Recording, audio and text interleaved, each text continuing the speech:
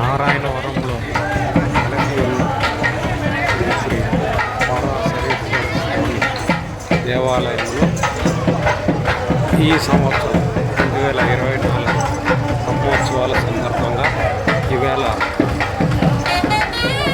అశ్వవాహన వైభవోపేతంగా ఈ బ్రహ్మోత్సవాలు జరుగుతోంది.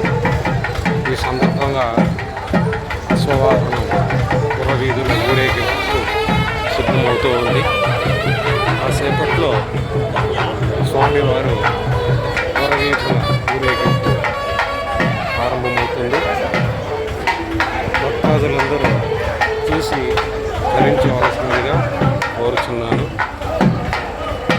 మహా వైభవంగా జరుగుతున్నటువంటి ఈ స్వామి ఉత్సవాలు తిలకించడం అదృష్టంగా భావిస్తున్నాను.